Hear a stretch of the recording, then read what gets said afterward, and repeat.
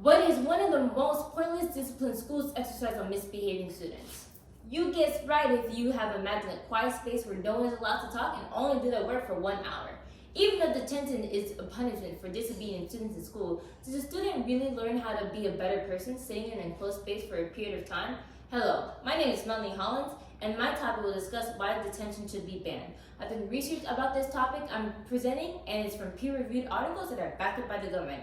In this presentation, I'm going to explain the reason why schools should ban the useless practice of detention. Throughout the speech, I will explain the issues surrounding detention, then I'll discuss what students could do to advance their success and not fall back into bad habits if they do it. And I will provide you with other solutions schools could do instead of detention. First, let's look at the problematic results of detention and why the practice is not helping students. Detention is one of the most impractical procedures schools enforce on misbehaving students because it only obstructs a student's success, focusing on the punishment instead of getting rid of their mischief. According to Vanderhaar, the author of Journal of Applied Research on Children Informing Policy for Children at Risk, this school practice bears the assumption that children despise going to school, and it teaches them that sitting in class longer than the allotted time is something to shun and fear. Another thing is that it doesn't teach students morality and justice and only drives on their misconduct. According to Lamont, who published how unconstitutional school disruption laws place children at risk for prosecution for speech crimes, students are given punishment for their misconduct but not address the cause for why the action they did was so damaging. So, what can be done to make students reflect on their misconduct and not wait for a period learning nothing? The solution to the negative consequences of detention should be disciplining students into doing helpful activities for the school and environment.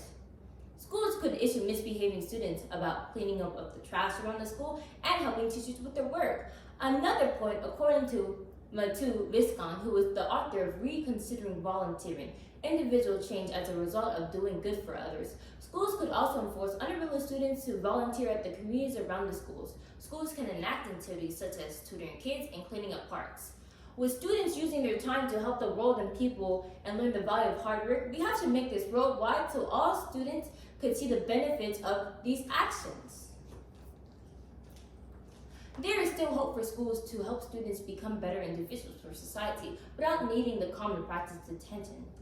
When ill-behaved students can help their communities on the wrong instances they've done in the past and discover the importance of assisting others.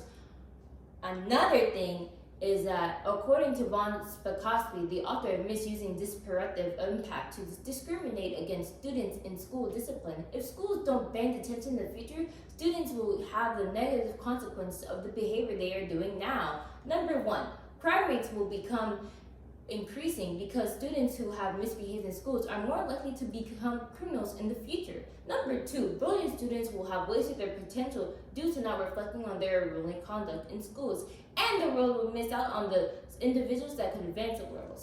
So what could schools do to reduce the amount of misbehaving students in society? Schools around the world are already taking steps to ban the practice of detention. According to Yoon, who is the author of Control and Agency in Student-Teacher Relations, a cross-cultural perspective of Finnish and Korean comprehensive schools, Korea has already taken steps to detention by punishing misbehaving students with activities of cleaning around the schools. Typical punishments for misbehaving students in Korea are taking out the trash and sweeping the floor. These punishments have helped improve a student's mindset to the path of success, which explains the low crime rates and high number of students and intelligent students in Korea. Another thing is that schools should do incentive regulations like China does, such as wiping the board and writing words on the blackboard. Instead of jeopardizing a student's future achievement and spoiling valuable time for teachers and students, schools should abolish detention and implement discipline that teaches youngsters the importance of hard work over acting out. In conclusion, schools look towards the improvement of students rather than the punishment. If students sit in a classroom rather than performing self-reflective activities in the community, how will they ever learn? Always strive for the improvement of students. Never settle on only punishing them. Thank you.